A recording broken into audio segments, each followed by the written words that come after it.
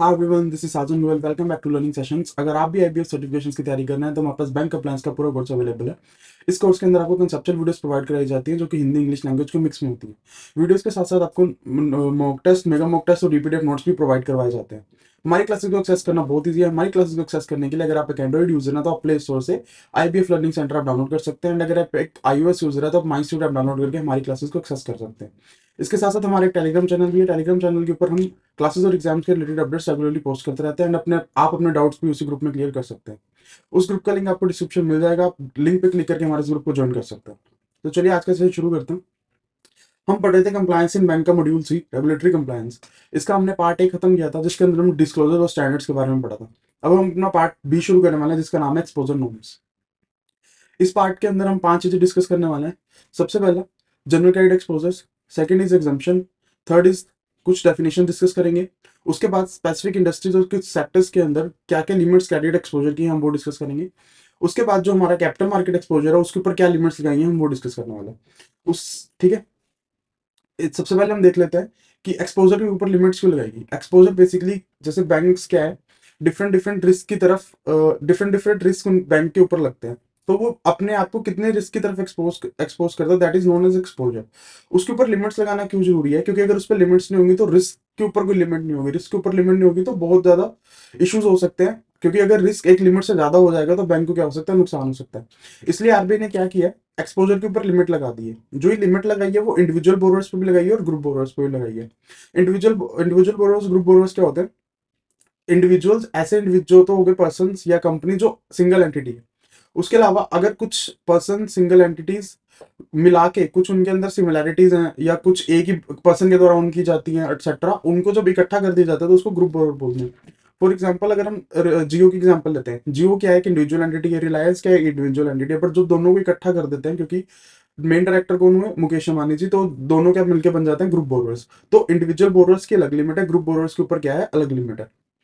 उसके अलावा जो एडवांसेस, शेयर्स, डिवेंचर्स, कोई शेयर डिवेंचर्स के अगेंस्ट इशू किए जाते हैं या वेंचर कैपिटल फंड को इशू किए जाते हैं, उनके ऊपर भी अलग से क्या लिमिट क्या लगाई गई है, एक्सपोजर की लिमिट्स लगाई गई हैं। हम वो सारी लिमिट्स क्या करने वाले हैं, डिस्कस करने वाले हैं।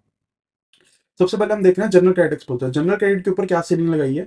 हमने जो कहा कि इंडिविजुअल बोरोवर्स है उनको आप अपने कैपिटल फंड का 15% से ज्यादा लैंड नहीं कर सकते।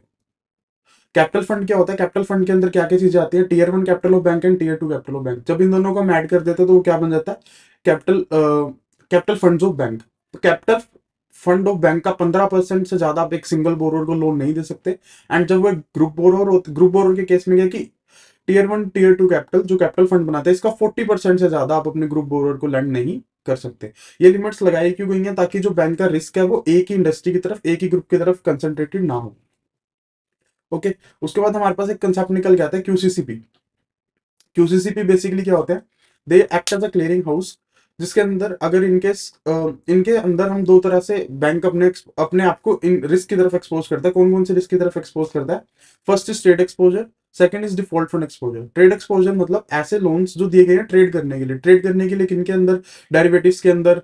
Derivatives on the counter derivatives भी हो सकते हैं, एक्सचेंज ट्रेड डेरिवेटिव्स भी होते हैं। उसके अलावा सिक्योरिटी फाइनेंशियल ट्रांजेक्शंस के अंदर जब ट्रेड करने के लिए लोन दिया जाता है तो उस लोन के अगेंस्ट रिस्क एक्सपोज होता है उसको बोलते हैं हम ट्रेड एक्सपोजर। सेकंड हम देख रहे हैं default fund exposure. Default fund exposure में क्या होता है, क्यूसीसीपीज एंड बैंक आपस में एग्रीमेंट कर लेते हैं कि सपोज एक पार्टी अगर वो डिफॉल्ट करती है तो उसका जो लॉस होगा वो किस तरीके से शेयर किया जाएगा, तो उसको बोलते हैं loss sharing agreement. Loss sharing agreement के कारण जो रिस्क आता है उसकी तरफ जो हम एक्सपोजर होते हैं उसको बोलते हैं डिफॉल्ट फंड एक्सपोजर। तो क्यूसीसीपी की तरफ बैंक दो तरीके से रिस्क की तरफ एक्सपोज होता है, कौन कौन से, trade exposure and default exposure. जब ये दो एक्सपोजर की तरफ बैंक एक्सपोज है तो जो हमने जो लिमिट अभी देखी सिंगल बोरोर के केस में, सिंगल काउंटर पार्टी के केस में 15% वाली, वो लिमिट इन दो एक्सपोजर के केस में नहीं लगती है। इन दोनों अगर एक्सपोजर है तो वो 15% वाली लिमिट के अंदर नहीं आते हैं। बट इन दोनों रिस्क के अलावा, दोनों लोन्स के अलावा, दोनों फैसिलिटीज के अलावा अगर कोई और फैसिलिटीज दी जाती है, लाइक कोई लोन दिया गया, कोई लिमिट दी गई, तो वो 15% की लिमिट के अंदर ही काउंट होगी। ओके। उसके बाद इस अगर क्रेडिट एक्सपोजर हमने दिया है इंफ्रास्ट्रक्चर प्रोजेक्ट्स को, अगर हमने लोन दिया है, अपना क्रेडिट एक्सपोजर दिया है, तो उसके अंदर क्या है, हम 5% की एडिशनल लिमिट भी दे सकते हैं। लाइक नॉर्मल लिमिट इज 15%, तो इंडिविजुअल के केस में होती है 15%, तो वो 15% से बढ़कर क्या करी जा सकती है, आपको 20% दी जा सकती है, क्योंकि इंफ्रास्ट्रक्चर प्रोजेक्ट्स में क्या होता है, काफी ज्यादा पैसा लगता है, काफी ज्यादा क्रेडिट की नीड होती है। ठीक है। सिमिलरली जब इंडिविजुअल बोरो का केस देख रहे हैं तो हमारी लिमिट 5% से बढ़ती है, 15 से हो गई जाती है 20, एंड जब वही चीज हम ग्रुप बोरो में देखते हैं तो 5 into 2 10% से लिमिट बढ़ती है, और वो 40 से बढ़कर क्या हो जाती है 50%। सो इंफ्रास्ट्रक्चर प्रोजेक्ट के केस में, इंडिविजुअल बोरो केस में 5% एक्स्ट्रा मिलता है, और ग्रुप बोरो के केस में 10% एक्स्ट्रा हम उनको अपना क्रेडिट एक्सपोजर दे सकते हैं। इसके अलावा अगर बैंक्स चाहें तो अपने बोर्ड की अप्रूवल लेके 5% एडिशनल और दे सकते हैं, लाइक 15% और 40% की लिमिट है। अगर बोर्ड अप्रूव कर देता है तो 5% का क्रेडिट एक्सपोजर और दिया जा सकता है। बट ये उसके लिए कि हमें क्या चाहिए, बैंक बोर्ड की अप्रूवल। सेकंड, जो हमारी एनुअल रिपोर्ट्स बनेंगी बैंक के अंदर, उसमें इस चीज का प्रॉपर क्या जाना चाहिए, डिस्क्लोजर जाना चाहिए। ठीक है। एंड अगली बात हम देख रहे हैं ऑयल कंपनीज की। ऑयल कंपनीज के लिए एक स्पेशल प्रोविजन आई थी, और कब से इफेक्टिव कब से हुई है, May 29, 2008 से। उसके बाद क्या हुआ कि एक जो सिंगल बोरोवर्स है, जो लिमिट हमने 15% पड़ी थी, ऑयल कंपनी के केस में उस लिमिट को बढ़ा के क्या कर दिया गया, 25% कर दिया गया। इन केस अगर कोई एक्सेप्शनल सर्कमस्टांसेस है तो उन केसेस के अंदर 25% की लिमिट को भी 5% का एडिशनल बेनिफिट दिया जा सकता है। अगर हम एडिशनल बेनिफिट देते हैं तो उसको हमें प्रॉपर क्या करना है, डिस्क्लोजर देना है। ओके। अगला हम पढ़ रहे हैं एक्सपोजर टू एनबीएफसी। अगर किसी भी एनबीएफसी या एनबीएफसी एएफसी को बैंक क्रेडिट एक्सपोजर देता है तो उनके ऊपर लिमिट जो लगती है वो होती है 10% और 15%। एनबीएफसी पे 10%, एनबीएफसी एएफसी पे क्या लगती है, 15%। हाँ, बट अगर जो एनबीएफसी के अंदर, एनबीएफसी एएफसी के अंदर जो एक्सपोजर है वो इसलिए है क्योंकि इंफ्रास्ट्रक्चर सेक्टर के साथ वो डील कर रहे हैं, तो उसके अंदर हम क्या है, जैसे हमने इंफ्रास्ट्रक्चर में बढ़ा था 5% का एक्स्ट्रा बेनिफिट दिया जाता है, सेम बेनिफिट हम यहाँ भी देते हैं। जो 10% की लिमिट है वो बढ़कर क्या हो जाती है 15%, जो 15% की लिमिट है वो बढ़कर क्या हो जाती है 20%। ठीक है। अगला देख रहे हैं exposure to infrastructure finance companies.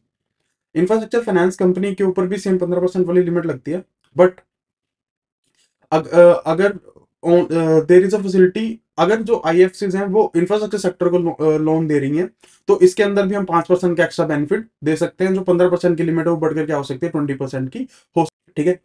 ये तो हमने देखी जो स्टैट्यूटरी लिमिट डिफाइन की गई है। उसके अलावा बैंक्स अपनी प्रूडेंशियल नॉर्म्स के अकॉर्डिंग अपने आप को प्रोटेक्ट करने के लिए देर आर चांसेस कि वो क्या कर सकते हैं, अपने इंटरनल लिमिट्स फाइनल कर सकते हैं कि टोटल एनबीएफसीज को वो कितना लोन देंगे। Internal limits for aggregate exposure to all NBFCs can be set by bank internally. Okay. इसके अंदर एक और चीज है, कैपिटल रैकनिंग। कैपिटल रैकनिंग मतलब जो टीयर 1 टीयर 2 कैपिटल पड़ी, कैपिटल फंड्स पड़े, उनके अंदर जो जो चीजें आएंगी उसको बोलते हैं कैपिटल रैकनिंग। ठीक है। सपोज हमने कुछ कैपिटल फंड्स इन्फ्यूज किए, कैपिटल फंड्स उठाए, कैपिटल फंड इंट्रोड्यूस किए। इंट्रोड्यूस कब करे, जब बैलेंस शीट पब्लिश हो चुकी थी।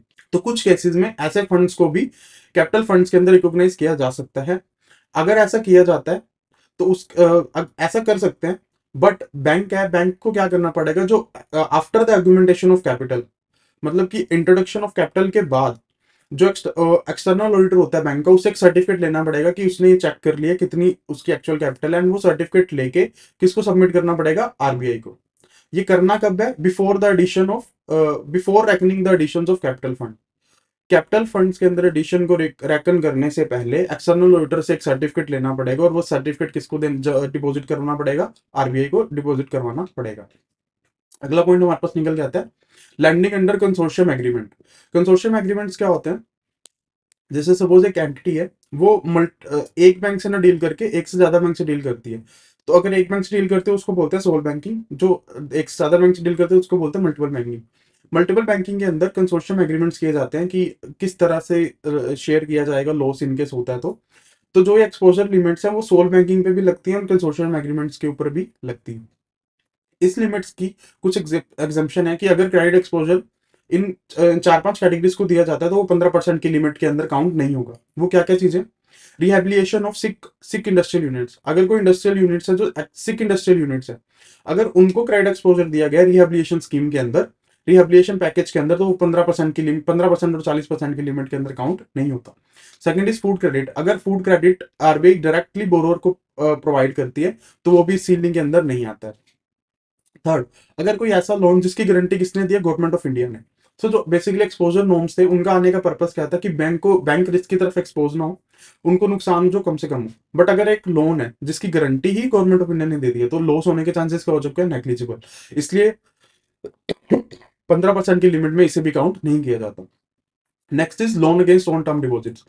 कुछ केसेस क्या होते हैं, मैं बैंक के पास जाता हूँ, बैंक में एक एफडी कराता हूँ और एफडी के अगेंस्ट लोन ले लेता हूँ। अगर मैंने ऐसी कोई फैसिलिटी ली है तो उसको भी 15% की सीलिंग के अंदर काउंट नहीं किया जाता। फिफ्थ इज, अगर एक्सपोजर, क्रेडिट एक्सपोजर किसको दिया गया है, नबार्ड को। नबार्ड हमने पढ़ा था क्या होता है, नबार्ड किस तरह से वर्क करता है, हमने वो भी पढ़ा था। अगर नबार्ड को कोई एक्सपोजर लिमिट दी जाती है तो जो सीलिंग है सिंगल या ग्रुप, सिंगल बोरोर और ग्रुप बोरोर वाली, वो एप्लीकेबल नहीं होती। हाँ, बट अगर नबार्ड को कितना एक्सपोजर देना है, उसका एक्सपोजर साइज क्या होगा, वो बोर्ड ऑफ डायरेक्टर्स अपनी बोर्ड ऑफ डायरेक्टर्स मीटिंग में बोर्ड ऑफ डायरेक्टर पॉलिसी के अंदर डिसाइड कर सकते हैं। तो दिस वाज द एग्जम्पशन जो 15% और 40% की सीलिंग के अंदर नहीं करती, उसको हमने काउंट नहीं करना है। उसके बाद हम कुछ डेफिनेशंस पढ़ रहे हैं। तो सबसे पहली जो डेफिनेशन हम देख रहे हैं that is of exposure. Exposure के अंदर दो चीजें आती हैं। पहला is credit exposure. Credit exposure वो फंडेड लिमिट्स का भी हो सकता है, नॉन फंडेड क्रेडिट लिमिट्स का भी होता है। Second is investment exposure. Investment exposure में मेनली क्या क्या आता है, अंडरराइटिंग, जो कि हमने पढ़ा था कि अंडरराइटिंग बेसिकली क्या होती है कि अगर कोई कंपनी आईपीओ लेके आ रही है, एफपीओ लेके आ रही है एंड वो फुली सब्सक्राइब नहीं होगा तो हाँ, बैंक एक कमिटमेंट दे देता है कि जितने शेयर अनसब्सक्राइब रह जाएंगे उसको सब्सक्राइब कर कौन करेगा, बैंक करेगा। That is known as underwriting. Underwriting है उसके जैसे ही कोई कमिटमेंट होती है तो उसको क्या, वो किस चीज के अंदर आती है, इन्वेस्टमेंट एक्सपोजर के अंदर आती है। जिस टाइम पे हम एक्सपोजर देख रहे हैं ये एक्सपोजर कितना है, तो उसके अंदर हम दो चीजें लेते हैं। एक तो होती है सैंक्शन लिमिट और होती है आउटस्टैंडिंग। सैंक्शन लिमिट लाइक कि आप कितने से मैक्सिमम कितना लोन ले सकते हो। आउटस्टैंडिंग, आपने कितना लोन एक्चुअली लिया है। फॉर एग्जांपल मैं कंपनी हूं, मुझे एक लिमिट सैंक्शन की गई कि मैं 5 करोड़ की सीसी यूज कर सकता हूँ, कैश क्रेडिट यूज कर सकता हूँ। तो उसके अंदर से अभी मैंने सिर्फ 3 करोड़ की सीसी की यूज करी है, तो मेरी सैंक्शन लिमिट क्या हुई, 5 करोड़। मेरी आउटस्टैंडिंग अमाउंट क्या हुई, 3 करोड़। जिस टाइम पे मैं अपना क्रेडिट एक्सपोजर काउंट कर रहा हूँ तो मैं सैंक्शन लिमिट और आउटस्टैंडिंग लिमिट दोनों को कंपेयर करूंगा। जो दोनों में से हायर होगी उसको मैं क्या करूंगा, अपनी एक्सपोजर लिमिट के अंदर रिकॉग्नाइज करूंगा। जैसे इस केस के अंदर सैंक्शन लिमिट 5 करोड़ थी जो हायर थी आउटस्टैंडिंग से, तो मेरा क्रेडिट एक्सपोजर कितना हुआ, 5 करोड़ का। ठीक है। इसके अलावा एक केस दिया गया, अगर ऐसा कोई केस है जो फुली ड्रॉन टर्म लोन है। फुली ड्रॉन टर्म लोन मतलब ऐसे टर्म लोन जिनमें से पूरा का पूरा पैसा निकल चुके हैं, उसमें से और ज्यादा पैसा निकलने के चांसेस नहीं है, तो जो बैंक है वो सैंक्शन लिमिट की जगह आउटस्टैंडिंग लिमिट को भी क्रेडिट एक्सपोजर की तरफ काउंट कर सकते हैं। दोनों में हायर कंपेयर करने की जरूरत नहीं है। ठीक है। अगर हम देख रहे हैं कुछ डेरिवेटिव प्रोडक्ट्स होते हैं। डेरिवेटिव प्रोडक्ट्स मतलब ऐसे प्रोडक्ट्स जिनके जो ऐसी ऐसी ट्रांजेक्शन जो रिलेटेड किससे हैं, इंटरेस्ट रेट स्वैप से, फॉरेन एक्सचेंज डेरिवेटिव से या गोल्ड से। तो उनके अंदर क्रेडिट एक्सपोजर किस तरीके से काउंट किया जाता है, उनको एक्सपोजर मेजर करने के लिए हम एक मेथड यूज करते हैं जिसको बोलते हैं current exposure method. Current exposure method क्या है, हम डिटेल में पढ़ने वाले हैं। करंट एक्सपोजर मेथड से पढ़ने से पहले हम एक ही चीज देख रहे हैं, अगर कोई ऐसी ऑप्शंस है जो सेल हो चुकी हैं, जिसको बोलते हैं सोल्ड ऑप्शंस। सोल्ड ऑप्शन को हम एक्सक्लूड कर सकते हैं, बट उसकी कंडीशन क्या है कि अगर कोई ऑप्शन सेल हो चुकी है एंड अगर उसके अगेंस्ट प्रीमियम और फी और कोई भी इनकम आ चुकी है तो भी उसको एक्सक्लूड करना है, लेकिन अगर उसके अंदर अभी इनकम आनी बाकी है तो उसको एक्सक्लूड नहीं करना है। एक और यहाँ एक कंसेप्ट दिया गया that is known as bilateral netting. Bilateral netting is basically कि देख हमारे पास जो डेरिवेटिव कॉन्ट्रैक्ट्स होते हैं वो तीन तरीके से हो सकते हैं। एक जिनकी वैल्यू पॉजिटिव चल रही हो, एक जिनकी वैल्यू नेगेटिव चल रही हो, एक जो न्यूट्रल हो। ठीक है, एक जो न्यूट्रल हो। बायलैटरल नेटिंग क्या कहती है, बायलैटरल नेटिंग क्या कहती है, जो तो न्यूट्रल है चलो उसकी वैल्यू ही जीरो है, जो पॉजिटिव नेगेटिव है इनको नेट ऑफ कर दो, this is known as bilateral netting. But जब हम अपना क्रेडिट एक्सपोजर मेजर कर रहे हैं तो ये बायलैटरल नेटिंग अलाउड नहीं है। एक और एग्जांपल लेते हैं, जैसे कि एक कॉन्ट्रैक्ट था उसकी वैल्यू थी -5 करोड़, एक कॉन्ट्रैक्ट था उसकी वैल्यू थी +10 करोड़। तो जो हमारा नेट एक्सपोजर आता है that will be 5 crore under bilateral netting. But credit exposure measure करते वक्त ये चीज हमें अलाउड नहीं है, बायलैटरल नेटिंग अलाउड नहीं है। इस केस में जो हम पॉजिटिव हमारे कॉन्ट्रैक्ट्स हैं उनकी एमटीएम वैल्यू लेंगे, मार्क टू मार्केट वैल्यू लेंगे, दैट इज इस केस में 10 करोड़। तो हमारा जो क्रेडिट एक्सपोजर है दैट विल बी 10 करोड़, हम उसको नेगेटिव वैल्यू के साथ नेट ऑफ नहीं करेंगे। ठीक है। इनको मेजर करने के लिए हम क्या यूज करते हैं, current exposure method. Current exposure method के अंदर दो चीजें आती हैं। करंट एक्सपोजर मेथड के अंदर एक तो आता है current credit exposure, current credit exposure. Second हमारे पास आता है पोटेंशियल फ्यूचर क्रेडिट एक्सपोजर, कि एट प्रेजेंट कितना क्रेडिट एक्सपोजर है प्लस फ्यूचर में कितना हो सकता है। उन दोनों को जब ऐड कर दिया जाता है तो हम क्या, हमारा जो क्रेडिट एक्सपोजर है टुवर्ड डेरिवेटिव प्रोडक्ट्स निकल के आ जाता है। ठीक है। करंट करंट क्रेडिट एक्सपोजर को किस तरीके से मेजर किया जाता है, जो पॉजिटिव हमारी एमटीएम वैल्यूज है उनको ऐड कर देंगे तो हमारे पास जो करंटली है उस वो क्या आ जाएगा, करंट क्रेडिट एक्सपोजर। ठीक है, जो करंट क्रेडिट एक्सपोजर हम उसको क्या करेंगे, टाइम टू टाइम मेजर करते रहेंगे ताकि हम करंट सिनेरियो की करंट पोजीशन की वैल्यू पता कर सके। Potential potential future credit exposure में क्या होता है, हमारे पास एक नोशनल प्रिंसिपल होता है। लाइक एक कॉन्ट्रैक्ट है, वो 10 करोड़ का है, वो इन फ्यूचर 10 करोड़ में भी सेटल किया जा सकता है, उससे कम में भी किया जा सकता है, बट उसका जो नोशनल प्रिंसिपल क्या हुआ, दैट विल बी 10 करोड़। ठीक है, उसके बाद उसको हम मल्टीप्लाई करते हैं, मल्टीप्लाई किससे करते हैं, रेलिवेंट एड ऑन फैक्टर जिसको हम बोलते हैं सीसीएफ, क्रेडिट कन्वर्जन फैक्टर। कि अगर एक कॉन्ट्रैक्ट है वो 10 करोड़ का है, इन फ्यूचर ये कितने के क्रेडिट एक्सपोजर में कन्वर्ट हो सकता है, हम वही तो काउंट, वही तो मेजर कर रहे हैं, पोटेंशियल फ्यूचर क्रेडिट एक्सपोजर की फ्यूचर के अंदर जो क्रेडिट एक्सपोजर है वो कितने में कन्वर्ट हो सकता है। तो उसके लिए हम क्या करते हैं, नोशनल अमाउंट को किससे मल्टीप्लाई कर देते हैं, क्रेडिट कन्वर्जन फैक्टर से। क्रेडिट कन्वर्जन फैक्टर्स क्या किस किस रेट पे है, अगर कोई ऐसा कॉन्ट्रैक्ट है जिसकी मेच्योरिटी 1 साल या 1 साल से कम है। सेकंड टाइप इज ऐसे कॉन्ट्रैक्ट जिनकी मेच्योरिटी 1 साल से लेके 5 साल तक है। तीसरे ऐसे कॉन्ट्रैक्ट जिनकी मेच्योरिटी 5 साल से ज्यादा है। ठीक है, उसमें भी दो कैटेगरीज बांट दी गई, इंटरेस्ट रेट कॉन्ट्रैक्ट्स और exchange rate contracts. Interest rate contracts में ये 0.5%, 1%, 3%। एक्सचेंज रेट कॉन्ट्रैक्ट्स और गोल्ड ट्रांजेक्शन के अंदर 2%, 10% और 15% based upon their residual maturity. तो ये सीसीएफ होता है। लाइक एक एग्जांपल लेते हैं हम, एक हमारा कॉन्ट्रैक्ट है जो कि डील करता है गोल्ड ट्रांजेक्शन के अंदर। ठीक है, उसकी जो मेच्योरिटी है वो 3 साल पड़ी है, तो कौन सी कैटेगरी में फॉल हुआ, सेकंड कैटेगरी, ये वाली कैटेगरी में। Over 1 year up to 5 years, तो 1 to 5 में 3 ईयर्स काउंट हो गए। डील हम किस में कर रहे हैं, गोल्ड में। उसका सीसीएफ क्या है, 10%। तो जो भी नोशनल अमाउंट होगी, फॉर एग्जांपल हम लेते हैं 10 करोड़, 10 करोड़ को 10% में मल्टीप्लाई करके आ जाएगा 1 करोड़, तो जो हमारा क्रेडिट एक्सपोजर है that will B 1 crore. Potential future credit exposure that will B 1 crore. Okay.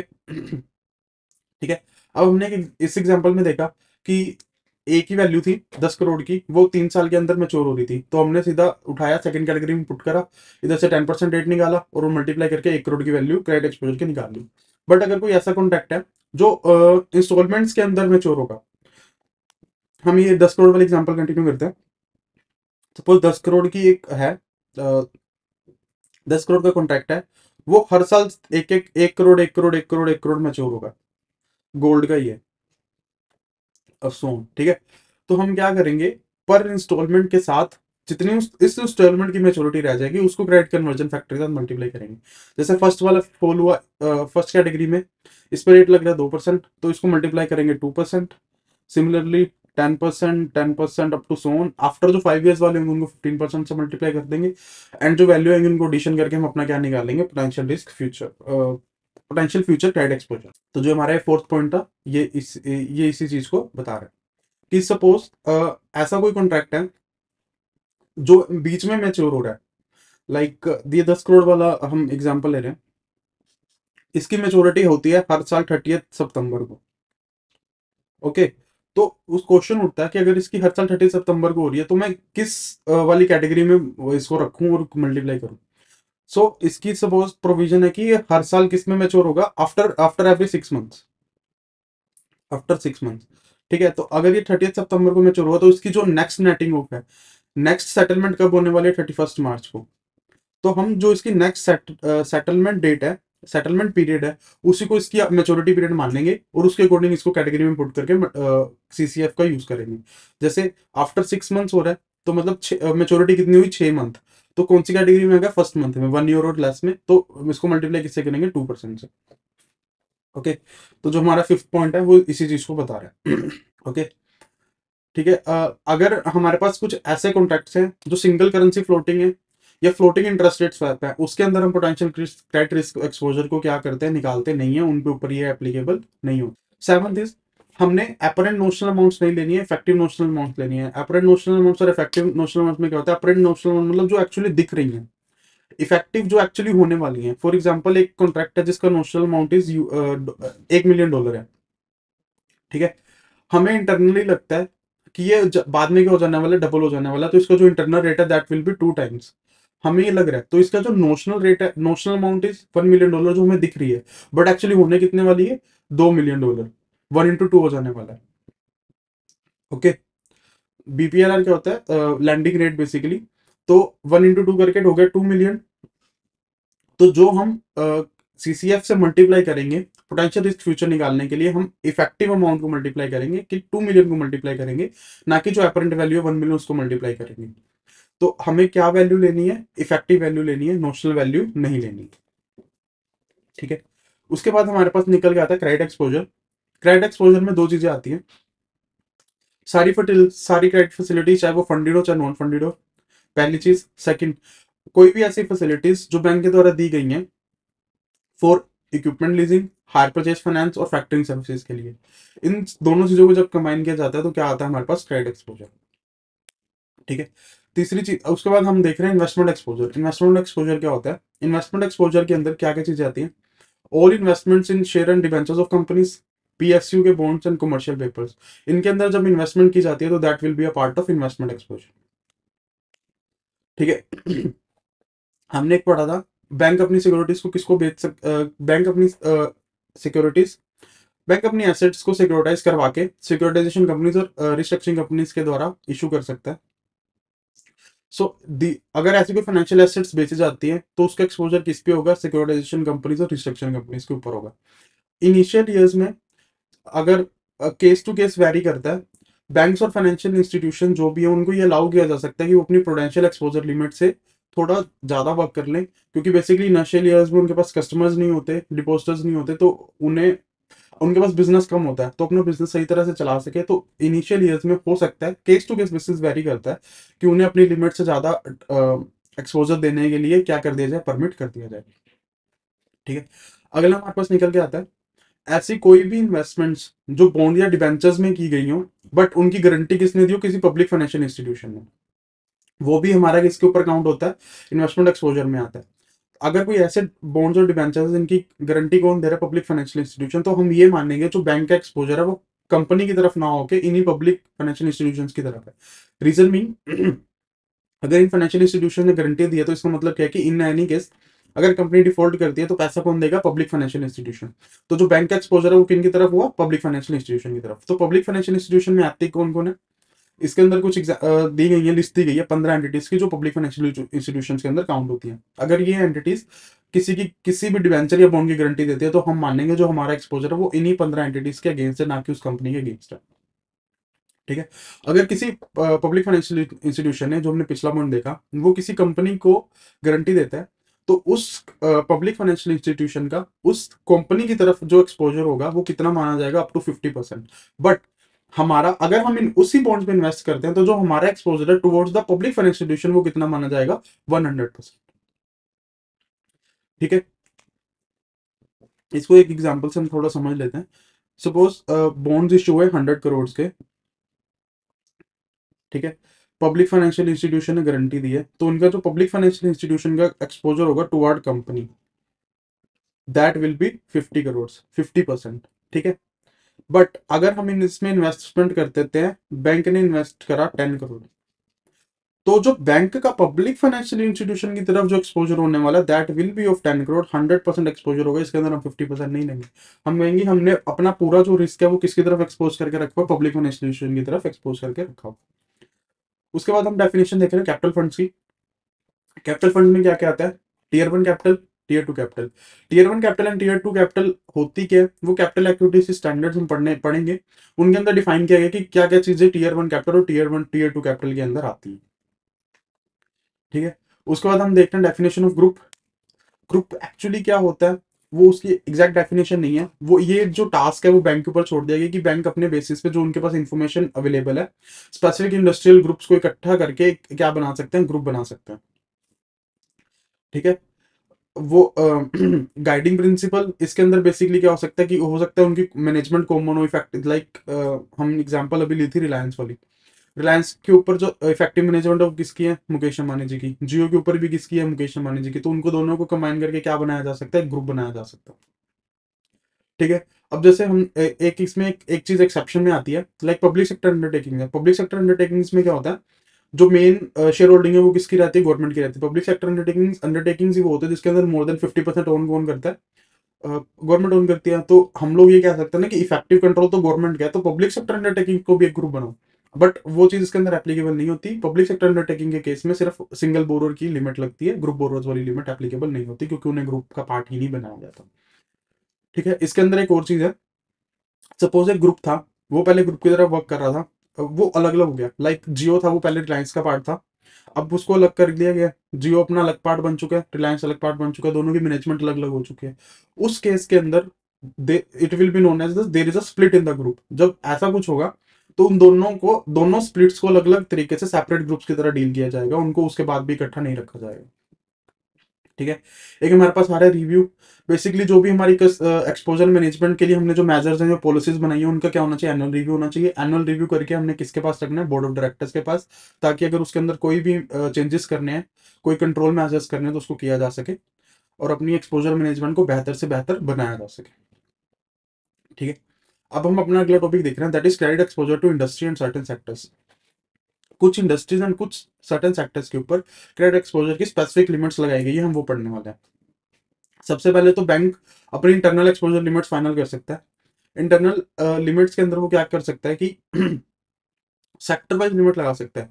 Like textile के लिए, जूट के लिए, टी के लिए, कि अगर टेक्सटाइल इंडस्ट्री है तो उसको कितने परसेंट क्रेडिट एक्सपोजर देना है, जूट इंडस्ट्री को कितना देना है, टी इंडस्ट्री को कितना देना है।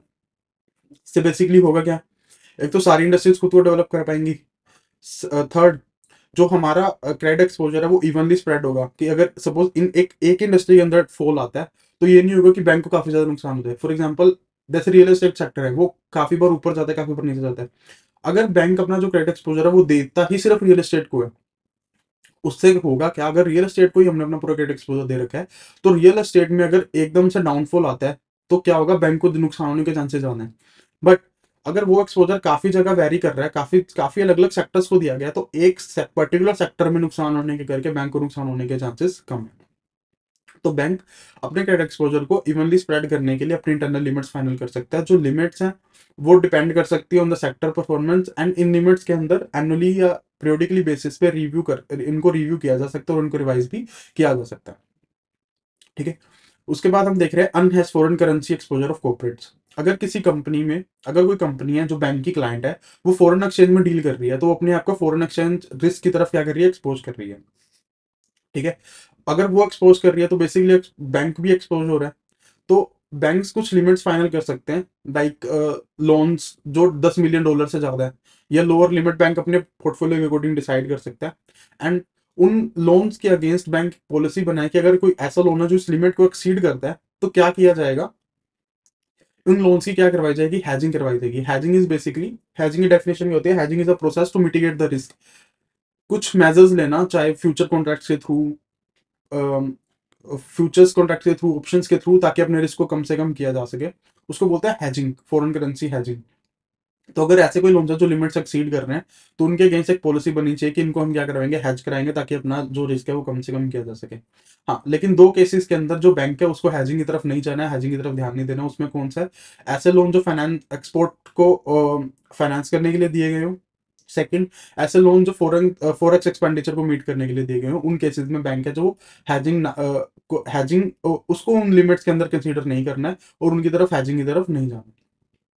ठीक है, अब हमने देखा जो फॉरेन एक्सपोजर था जो अनहेज था, उसको, उसके अंदर हमने हैजिंग करनी है। उसको अब मैनेज कैसे करना है, सबसे पहले तो उसे बोर्ड की पॉलिसी का पार्ट बनाओ। बोर्ड की जब वो पॉलिसी का पार्ट होगा तो आप उसके अंदर पॉलिसीज बनाओगे, उसको रेगुलरली बेसिस पे मॉनिटर करो, रिव्यू करो। एंड अगर वो एसएमई से रिलेटेड है तो उसका मंथली रिव्यू होना चाहिए। बाकी अदर केसेस में आप चाहो तो क्वार्टरली भी कर सकते हो, लेकिन एसएमई के केसेस में रिस्क ज्यादा होता है, इसलिए उसका रिव्यू क्या होना चाहिए, मंथली बेसिस पे होना चाहिए। ठीक है, हमने पढ़ा था कि कंसोर्शियम या मल्टीपल बैंकिंग एग्रीमेंट अरेंजमेंट्स होते हैं, उसके अंदर भी एक्सपोजर लिमिट्स लगती है। तो जो एक्सपोजर लिमिट्स मैनेज, उसमें जो अनहेज एक्सपोजर है उसको देखने की मेन जिम्मेवारी किसकी होती है, जो लीड बैंक होता है। मल्टीपल बैंकिंग में क्या होता है, देर आर मल्टीपल बैंक्स, उनमें से एक बैंक लीड कर रहा होता है। लीड बैंक कौन होता है, जिसका सबसे ज्यादा लार्जेस्ट एक्सपोजर होता है। तो उसकी उसका रोल है कि वो अनहेज एक्सपोजर को डील करे, मॉनिटर करे। सेकंड, जो उसने मॉनिटर करा, जो उसने इन्फॉर्मेशन दी, उसकी बैंकिंग अरेंजमेंट के अंदर इंस्ट्रक्शंस होते हैं कि अगर एक बैंक को इन्फॉर्मेशन मिलेगी वो दूसरे बैंक को किस तरीके से पास करेगा। तो जो भी इंस्ट्रक्शन है लीड बैंक को फॉलो करनी है और अपने जो पार्टनर बैंक है उनके साथ शेयर करनी है। ठीक है, उसके बाद हम देख रहे हैं रिस्क एंड कंसिडरेशंस। ठीक है, अगर जो रिस्क है वो ज्यादा लिया जाता है तो उससे क्या होता है, क्रेडिट लॉसेस के चांसेस बढ़ जाते हैं। और मार्केट में क्या आ सकता है, डिस्ट्रेस आ सकता है, बैंक में क्या आ सकता है, डिस्ट्रेस आ सकता है। ठीक है। तो जैसे कि जो अनहेज्ड फॉरेन एक्सपोजर है, उससे सबसे पहले रिस्क किसको आता है, कॉर्पोरेट्स को। कॉर्पोरेट्स ने अपना जो लोन है वो किससे लिया होता है, बैंक्स को। अगर कॉर्पोरेट्स पे रिस्क आ रहा है तो किस पे रिस्क आ गया, अल्टीमेटली बैंक्स पे। बैंक्स पे रिस्क आ रहा है तो मतलब अल्टीमेटली रिस्क किस पे आ रहा है, फाइनेंशियल सिस्टम में, क्योंकि फाइनेंशियल सिस्टम किसका पार्ट होता है, फाइनेंशियल सिस्टम का सबसे बड़ा पार्ट कौन होता है, बैंक्स होते हैं। सो इन चीजों को मैनेज करना बहुत जरूरी है, इन चीजों को कंसीडर करते हुए कंसीडर करके चलना बहुत जरूरी है।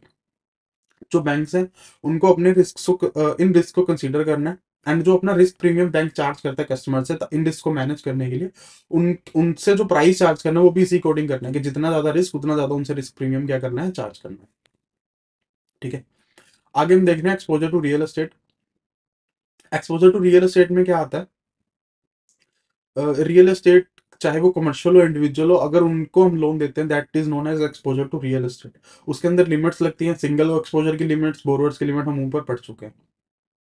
ठीक है। जो भी लिमिट्स हमने बनाई है, जो भी पॉलिसी बनाई है, वो कौन अप्रूव करेगा, बैंक का बोर्ड है वो अप्रूव करेगा। इसके अंदर हम एक चीज देख रहे हैं, एसईजेड।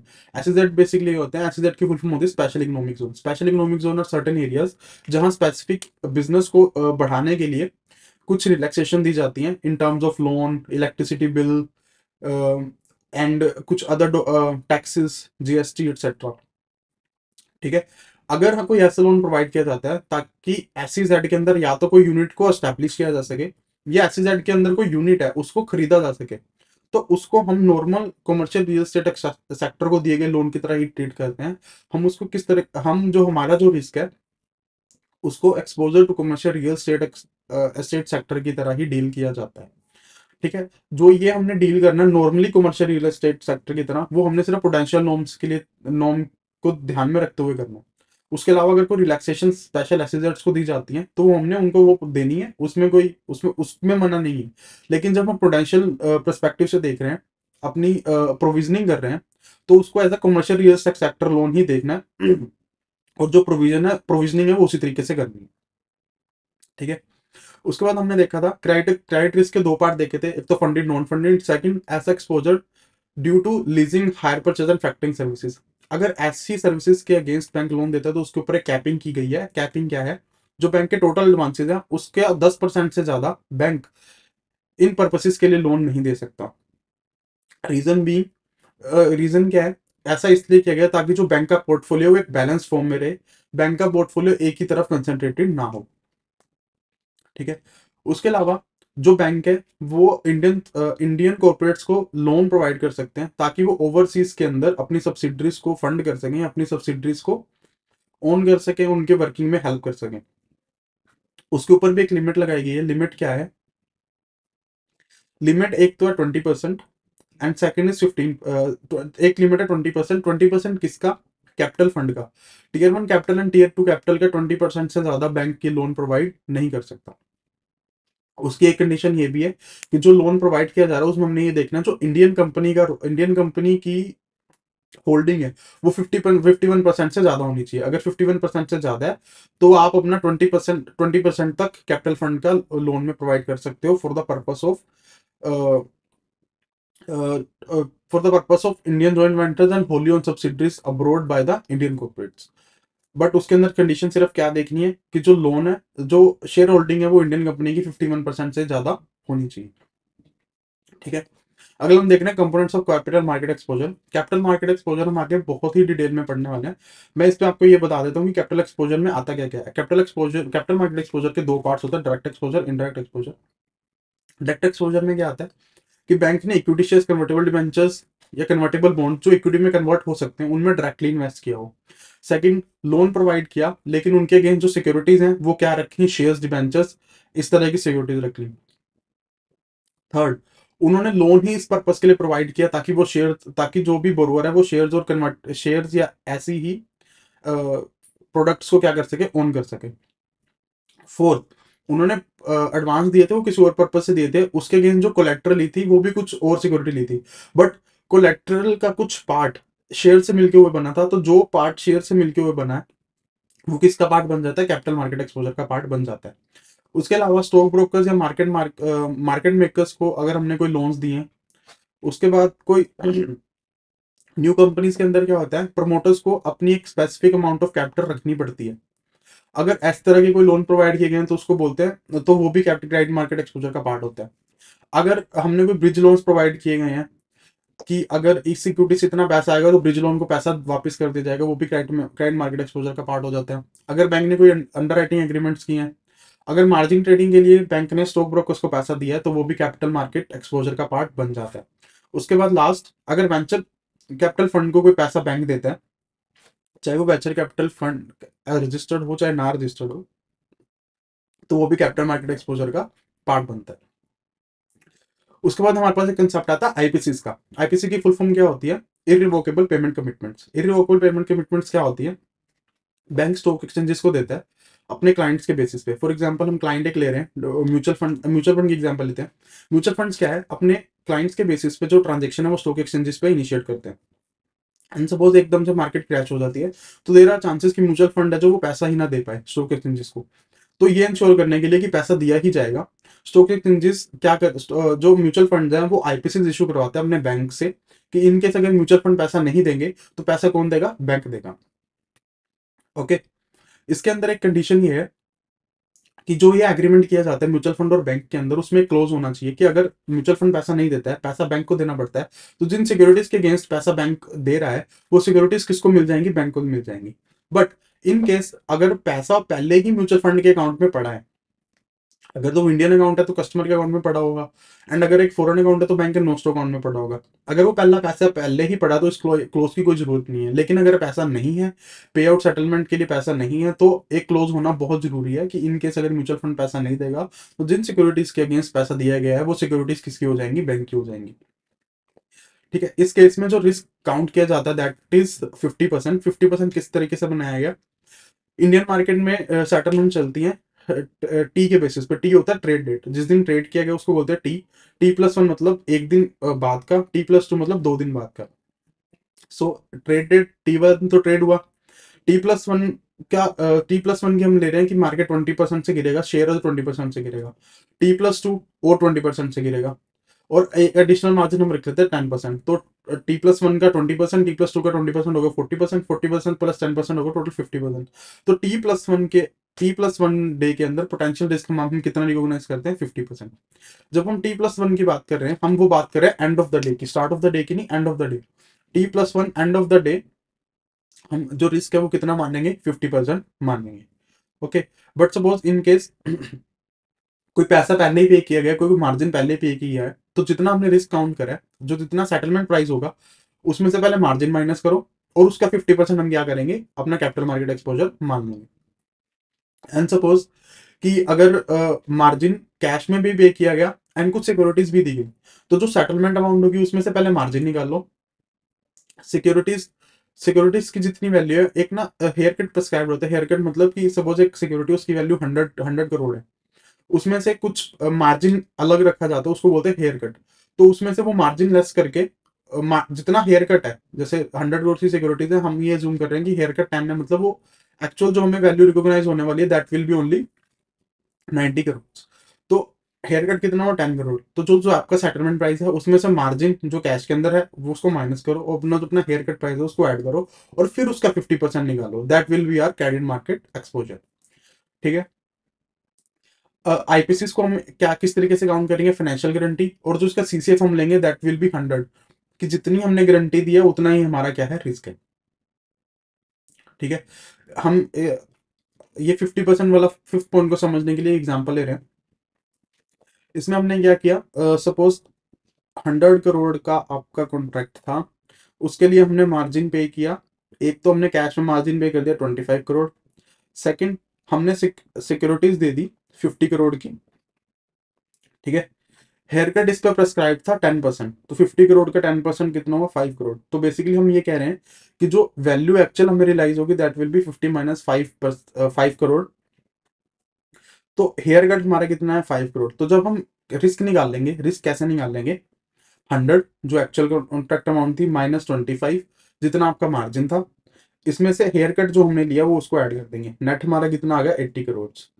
तो 80 करोड़ हमारा आ गया सेटलमेंट प्राइस। 80 करोड़ के अंदर हम जो अपना रिस्क है दैट इज 50% माइनस कर 50% मल्टीप्लाई करेंगे, तो जो हमारा वो जो हमारा कैपिटल मार्केट एक्सपोजर है वो कितना आ जाएगा, 40 करोड़ आ जाएगा।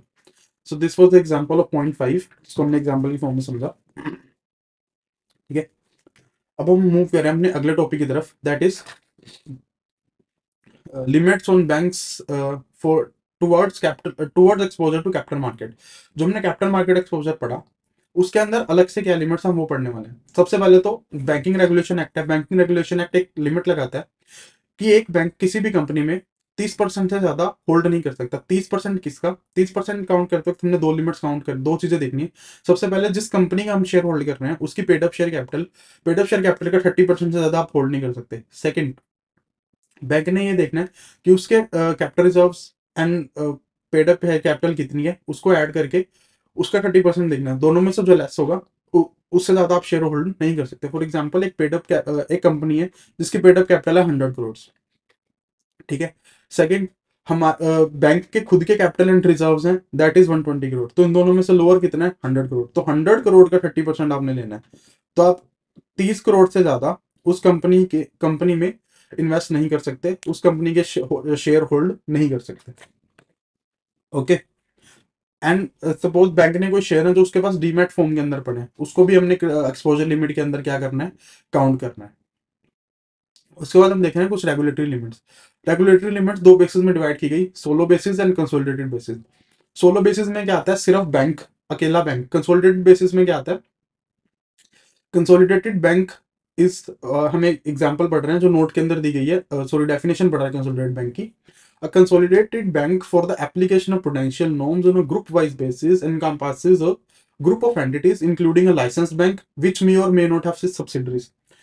अगर जब हम सिर्फ बैंक की बात कर रहे हैं तब उस पे ऊपर जो रेगुलेटरी लिमिट्स लगेंगी वो क्या लगेंगी, सोलो बेसिस पे। एंड सपोज एक बैंक है, उसकी कुछ सब्सिडरीज हैं, लाइक एचडीएफसी है, एचडीएफसी की कुछ सब्सिडरीज हैं, HDFC limited, HDFC insurance, HDFC ERGO etcetera. तो जब उन उन सबको इकट्ठा करके जो हमने लिमिट देखनी है उसको बोलेंगे कंसोलिडेटेड बेसिस लिमिट। तो सबसे पहले हम देखते हैं solo basis limit. Like for example हम सिर्फ एचडीएफसी की लिमिट देख रहे हैं। तो बैंक ने सबसे पहले बैंक क्या करेगा, अपनी कैलकुलेट करेगा नेटवर्थ। तो बैंक अपनी नेटवर्थ का 40% से ज्यादा एक्सपोजर नहीं दे सकता, चाहे वो फंड बेस्ड हो चाहे नॉन फंड बेस्ड हो। ठीक है, ये बात हो रही है इनडायरेक्ट एक्सपोजर की। हमने ऊपर पढ़ा direct exposure, indirect exposure. Direct exposure क्या कि डायरेक्टली शेयर्स में इन्वेस्ट करना। इनडायरेक्ट एक्सपोजर की डायरेक्टली ना इन्वेस्ट करके या तो उनके अगेंस्ट सिक्योरिटीज इशू कर दी या कुछ लोन्स इसलिए दिए कि उनके अगेंस्ट ताकि शेयर्स को एक्वायर किया जा सके, वो किसका पार्ट होता था, इनडायरेक्ट का। तो जो डायरेक्ट इन्वेस्टमेंट है उस पर लिमिट क्या है, 20% ऑफ बैंक नेटवर्थ। बैंक अपनी क्या निकालेगा, नेटवर्थ। अपनी नेटवर्थ का क्या करेगा, 20%। उससे ज्यादा आप डायरेक्ट इन्वेस्टमेंट नहीं कर सकते। बैंक अपनी नेटवर्थ का 40% से ज्यादा इंडायरेक्ट इन्वेस्टमेंट नहीं कर सकता। तो ये लगती है सोलो लिमिट। कंसोलिडेट बेसिस में भी सेम, अपनी अपनी नेटवर्थ निकालेंगे, लिमिट सेम ही है, 40% of net worth in case of indirect investment, 20% of net worth in case of direct exposure.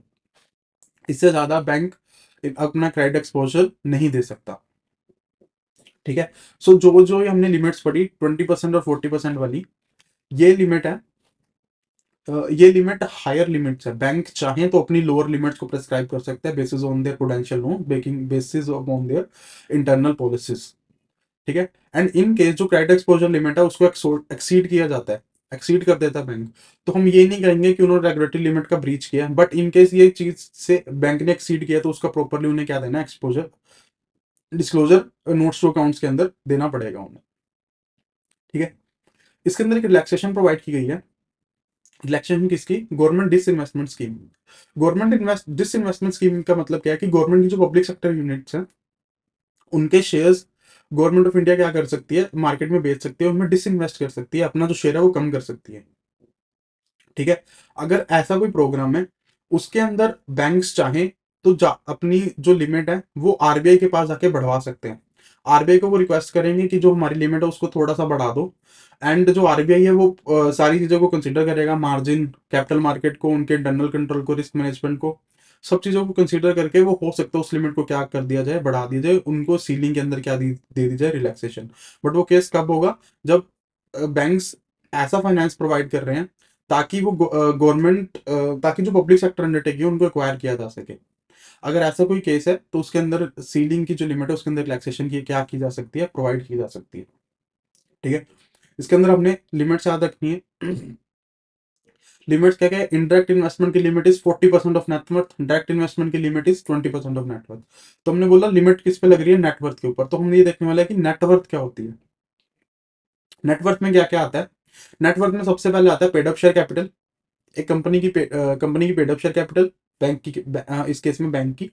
Free reserves, free reserve के अंदर हमने शेयर प्रीमियम रिजर्व तो लेना है, लेकिन रिवैल्यूएशन रिजर्व को निकाल देना, क्योंकि रिवैल्यूएशन रिजर्व एक फ्री रिजर्व नहीं होता। उसके अलावा investment fluctuation reserve, and fourth number पे प्रॉफिट एंड लॉस का क्रेडिट बैलेंस। तो नेटवर्थ निकालते वक्त हमने क्या क्या चीजें ऐड करनी है? Paid up share capital plus free reserve plus investment fluctuation reserve plus credit balance in profit and loss account. ठीक है, इन सब का जो टोटल आ जाएगा उसमें से हमने माइनस क्या क्या करना है? Debit balance in profit and loss का डेबिट बैलेंस उसको माइनस कर दिया जाएगा। अगर इनके सो क्यूमुलेटेड लॉसेज है उनको माइनस करना है। अगर इंटेंजिबल एसेट्स है उनको माइनस करना है। उसके अलावा अगर कोई जनरल या स्पेसिफिक प्रोविजन है उसको नेटवर्थ की कंप्यूटेशन में काउंट नहीं किया जाता, नेटवर्थ की कंप्यूटेशन में इंक्लूड नहीं किया जाता। ओके, सो ये हम पहले ही डिस्कस कर चुके हैं कि अगर बैलेंस शीट डेट के बाद कोई इन्फ्यूजन होती है तो उसको भी हम क्रेडिट एक्सपोजर की सीलिंग के अंदर कंसीडर कर सकते हैं। उसके अलावा before such addition, before such reckoning, bank को क्या करना है? अपने एक्सटर्नल ऑडिटर से एक सर्टिफिकेट लेना और आरबीआई को क्या करना है? सबमिट करना है। ठीक है, अब हम कुछ ऐसी आइटम्स पढ़ रहे हैं जो हमने अभी पढ़ा, क्रेडिट मार्केट एक्सपोजर किस तरीके से काउंट किया जाता है। 40% और 20% की जो सीलिंग है उसके अंदर क्या क्या चीजों को एक्सक्लूड करना है। उसके अंदर सबसे पहले तो बैंक अगर अपनी सब्सिडरीज के अंदर, अपने जॉइंट वेंचर्स के अंदर, अपने आरआरबीज के अंदर इन्वेस्ट करता है तो उसको इन सीलिंग के अंदर काउंट नहीं करना है। सेकंड, अगर कुछ ऐसे एंटिटीज हैं जो हमारे फाइनेंशियल इंफ्रास्ट्रक्चर का क्रूशियल पार्ट है, अगर उनके शेयर्स एंड या कन्वर्टेबल डिवेंचर्स के अंदर इन्वेस्टमेंट की गई है तो 40% और 20% की लिमिट काउंट नहीं होती। ऐसी एंटिटीज जो हमारे फाइनेंशियल स्ट्रक्चर का क्रूशियल पार्ट है वो कौन कौन है? लाइक एनएसडीएल, सीडीएसएल, जो हमारी सबसे मेन डिपॉजिटरीज है जो इंडिया में काम करती हैं। उसके बाद एनएससी, बीएससी।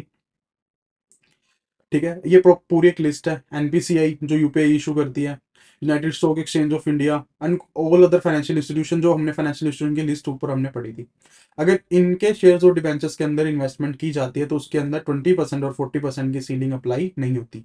उसके अलावा बैंक द्वारा की गई इन्वेस्टमेंट किन किन में? एक तो अपने शेयर्स में, अपने ही जॉइंट वेंचर्स में, और अपनी ही रूरल बैंक्स के अंदर की गई इन्वेस्टमेंट भी इन 20% और 40% की लिमिट में काउंट नहीं होगी।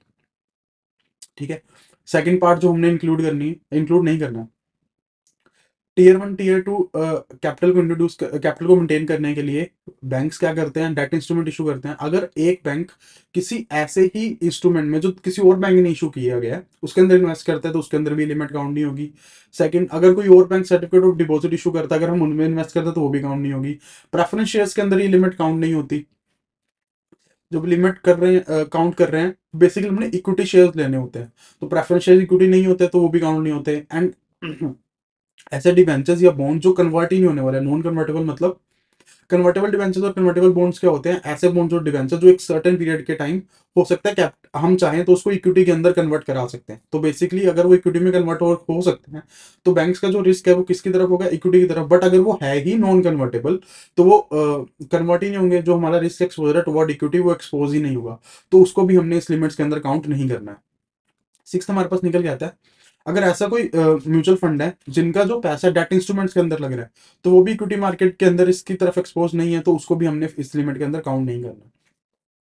हमने corporate debt restructuring mechanism discuss करा था, अगर उस मैकेनिज्म के अंदर भी कोई शेयर इशू किए जाते हैं, बैंक को शेयर आते हैं, तो भी इस लिमिट के अंदर काउंट नहीं होंगे। रीजन भी, कॉर्पोरेट डेट रिस्ट्रक्चरिंग मैकेनिज्म के अंदर जो ये पैसा उनको डेट के अगेंस्ट दिया जाता है जो कि रिकवर नहीं हो पा रहा था, तो वो उन्होंने खुद एक्वायर नहीं किया गया, उन्हें मिला है वो, इसलिए उसको भी इस लिमिट के अंदर काउंट नहीं करना। ठीक है, अगर export import bank of India कोई लोन सैंक्शन करता है ताकि ओवरसीज के अंदर इक्विटी एक्वायर कर सके तो उसको भी ऐसे लोन्स को भी इन लिमिट के अंदर काउंट नहीं करना है। ठीक है, हमने एक ऊपर पढ़ा था कि बैंक्स क्या है? अंडर राइटिंग एग्रीमेंट्स करते हैं, अंडर राइटिंग कमिटमेंट देते हैं। अगर एक बैंक है उसने ऐसी under writing commitment the and share जो थे सपोज अंडर सब्सक्राइब हो गए तो बैंक को क्या करना पड़े? सब्सक्राइब करने पड़े। तो ऐसे केसेस के अंदर भी बैंक्स चाहें तो अब इस लिमिट, ऐसे शेयर्स को इस लिमिट से क्या कर सकते हैं? एक्सक्लूड कर सकते हैं। ठीक है। उसके अलावा अगर बैंक कोई आईपीसी इशू करता है, जो हमने इरिवोकेबल पेमेंट कमिटमेंट्स पढ़ी, तो उनको भी 40% और 20% की लिमिट के अंदर से एक्सक्लूड करना है। सेम रीजन जो कॉर्पोरेट डेट रिस्ट्रक्चरिंग के अंदर है, कि बैंक ने खुद इन्वेस्ट नहीं करा है, वो उसको मिला क्यों, बेसिकली कि म्यूचुअल फंड पैसा नहीं दे पाए तो बैंक्स को पैसा देना पड़ा, तो उसके अगेंस्ट उन्हें सिक्योरिटीज मिली, तो उसको भी लिमिट्स के अंदर क्या करना है, काउंट नहीं करना है। ठीक है। कंप्यूटेशन ऑफ एक्सपोजर में सबसे पहले वही आता है, सैंक्शन लिमिट और आउटस्टैंडिंग लिमिट, जो हायर होगा हम वो लेंगे।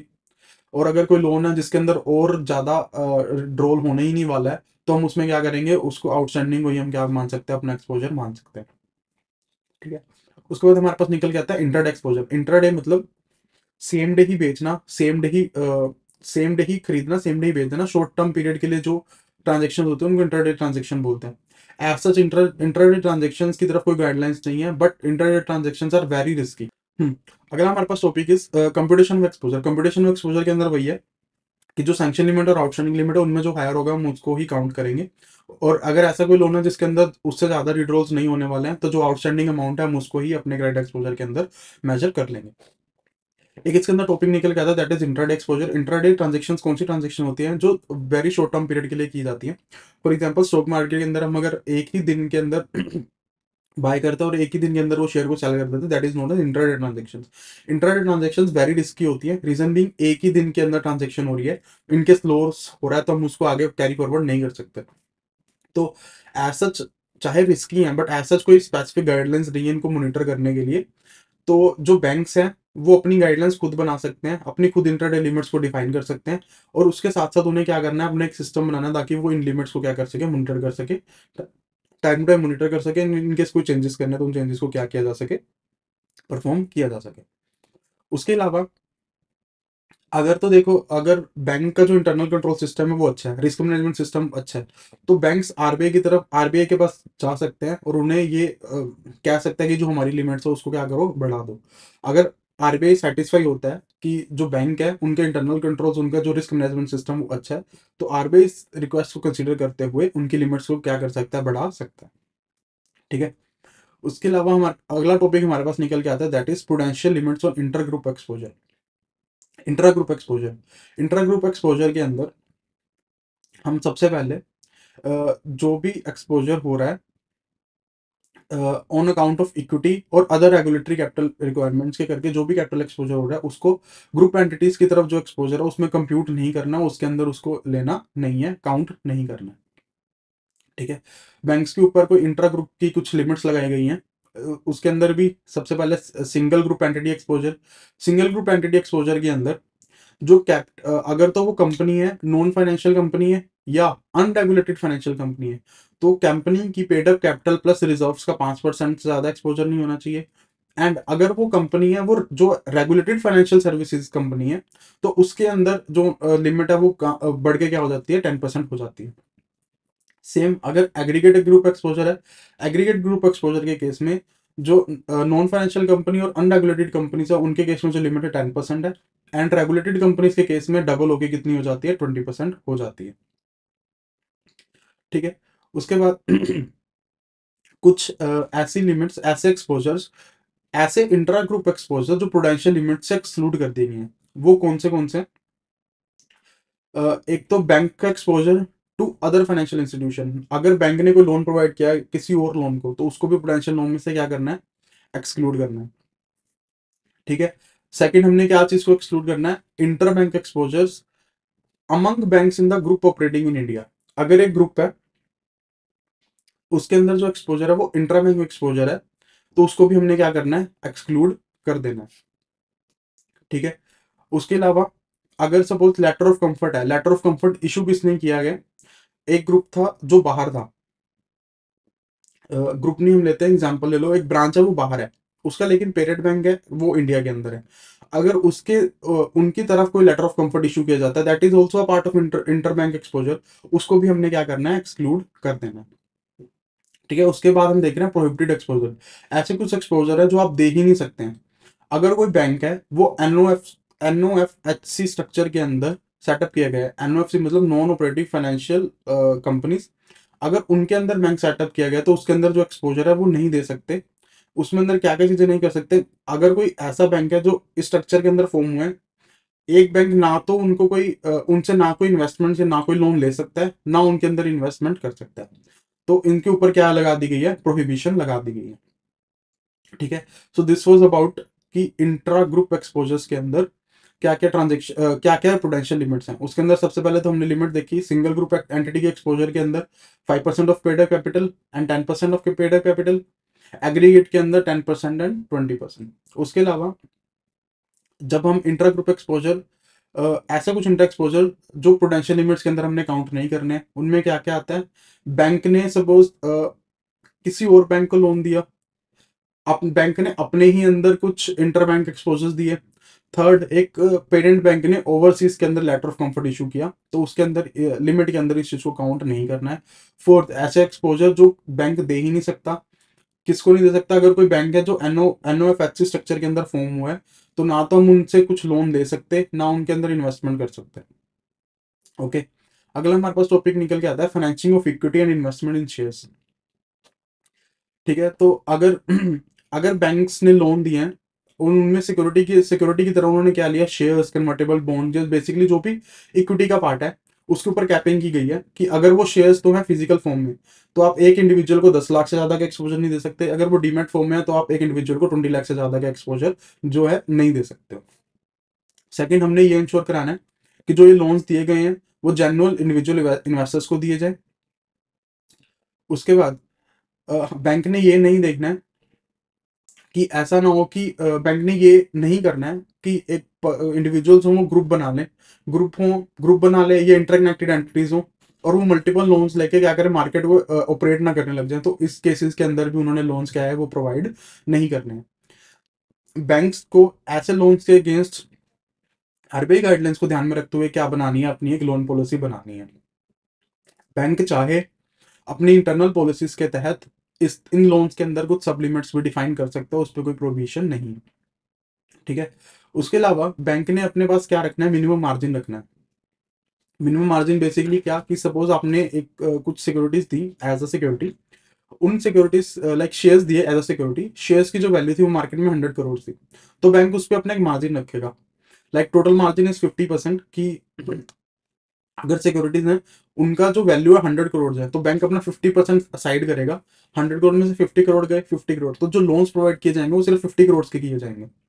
उसके अंदर जो 50 करोड़ के अंदर है, जो 25% है वो क्या होना चाहिए, 50% ऑफ मार्केट वैल्यू वो डिमेटेरियलाइज फॉर्म में होनी चाहिए। नो सॉरी, अगर तो वो शेयर्स हैं फिजिकल फॉर्म में, तो जो मार्जिन रखा जाएगा वो कितने परसेंट रखा जाएगा, 50% पे।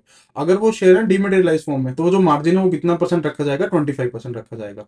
लाइक अगर 100 करोड़ का लोन है, और 100 करोड़ के लोन है, उसके अगेंस्ट 100 करोड़ के शेयर प्रोवाइड किए गए, 100 करोड़ के शेयर प्रोवाइड किए गए जो कि फिजिकल फॉर्म में थे, तो जो बैंक अपना मार्जिन है वो कितना रखेगा, 50 करोड़ का। बट अगर 100 करोड़ के शेयर प्रोवाइड किए गए एज अ सिक्योरिटी, जिनके अंदर जो कि डीमेटेरियलाइज फॉर्म में थे, तो उसके अंदर जो बैंक है वो अपनी सिक्योरिटी रखेगा, वो कितनी रखेगा, 25 करोड़ रखेगा, दैट इज 25% रखेगा। बैंक्स अगर चाहें अपने पोटेंशियल नॉर्म्स के तहत जो सिक्योरिटी, जो हमने जो मिनिमम मार्जिन रिक्वायरमेंट्स पढ़ी, इनको बढ़ा सकता है, क्योंकि जो मार्जिन रिक्वायरमेंट्स है वो मिनिमम है, मैक्सिमम की कोई लिमिट नहीं है। बैंक जितना चाहे अपना मार्जिन रख सकता है, बट उसको एटलीस्ट मिनिमम 50% और 20% तो रखना ही पड़ेगा। ओके। अगला topic is financing of initial public offerings, IPO आते हैं। आईपीओ के लिए भी बैंक्स लोन प्रोवाइड करता है ऐसे इंडिविजुअल्स को जिनके पास पैसा नहीं है, बट वो आईपीओ सब्सक्राइब करना चाहते हैं। उसके ऊपर कैपिंग की गई है कि वो ऐसे लोन्स एक इंडिविजुअल को 10 लाख से ज्यादा नहीं दे सकता। तो एक इंडिविजुअल पे कितनी लिमिट लगाई गई है, 10 लाख लगाई गई है। उसके अलावा कॉर्पोरेट्स और नॉन बैंकिंग कंपनीज को पब्लिक आईपीओ के लिए जो फाइनेंस है वो दिया ही नहीं जाएगा। आप इंडिविजुअल को दे सकते हो, बट मैक्सिमम कितना दे सकते हो, 10 लाख। किसी कंपनी या एनबीसी को आपने इशू ही नहीं करना है। ओके।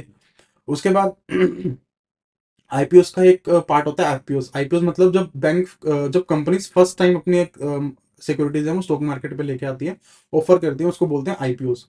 एफपीओस क्या होते हैं, सिक्योरिटीज ऑलरेडी मार्केट में लिस्टेड है, ऑलरेडी ट्रेड कर रही हैं, आप न्यू सिक्योरिटीज इशू करना चाहते हो, that is known as FPOs, further public offering. IPOs की फुल फॉर्म होती है initial public offerings, FPOs is further public offerings. ठीक है। तो जो बैंक्स हैं वो एम्प्लॉयज को भी इम्प्लॉयज को देखो ईसोप दिया जाता है, ESOP is employee stock option plan, कि वो अपनी कंपनीज के शेयर खरीद सकते हैं एट अ डिस्काउंटेड प्राइस। तो अगर कोई इम्प्लॉय ईसोप में इन्वेस्ट करना चाहता है तो बैंक्स क्या है, उसको उसके लिए फाइनेंस प्रोवाइड कर सकते हैं। बट उसके अंदर भी एक कैपिंग है, कैपिंग इज कि जितना शेयर शेयर का परचेज प्राइस है उसका 90% से ज्यादा नहीं देना। सेकंड, आपने लिमिट जो कंपेयर करनी है दैट इज 20 लाख। कि एक सपोज एक एम्प्लॉई है, वो सपोज 50 lakhs के शेयर सब्सक्राइब करना चाहता है, तो उसकी वैल्यू निकल के आएगी दैट इज 50 lakhs। तो 50 lakhs का बैंक ने करना 90% करना दैट इज 45 lakhs और 20 lakhs, which ever is lower, lower is 20 lakh. तो जो बैंक है वो कितना मैक्सिमम लोन प्रोवाइड करेगा दैट इज 20 lakhs। ठीक है। जो ये जो हमने ऊपर लिमिट पढ़ी थी 40% वाली, इस तरह के लोन इसी 40% वाली लिमिट के अंदर आते हैं। इसी 40% लिमिट के अंदर ही कैरिड मार्केट एक्सपोजर बैंक का अकाउंट होता है। इससे ज्यादा बैंक अपना लोन नहीं दे सकता। इसके अंदर एक चीज ये ध्यान रखनी है कि जो बैंक है वो अपने इंप्लॉइज को भी तो ईसोप इशू करते हैं।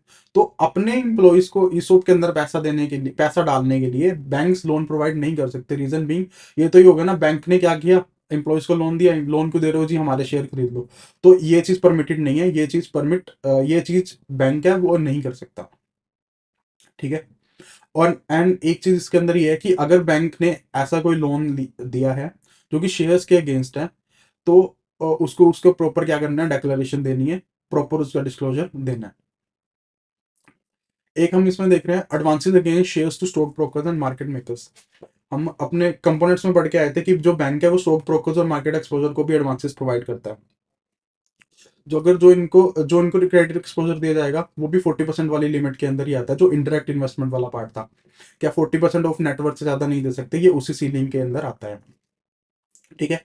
लोन किस किस को दिया जा सकता है, सारे स्टॉक ब्रोकर्स को, मार्केट मेकर्स को, सेकंड एक स्टॉक ब्रोकिंग एंटिटी को। ठीक है। तो आप उनको क्या कर सकते हो, फंड्स प्रोवाइड कर सकते हो। ठीक है।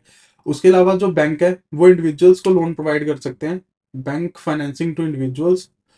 किसके against, shares to joint holders और थर्ड पार्टी बेनिफिशियरीज। अगर इस तरह कोई फाइनेंस किया जाता है तो बैंक ने ये देखना है कि जो ऑब्जेक्टिव ऑफ रेगुलेशन है वो हार्म ना हो रहे हो, वो डिफीट ना हो रहे हो।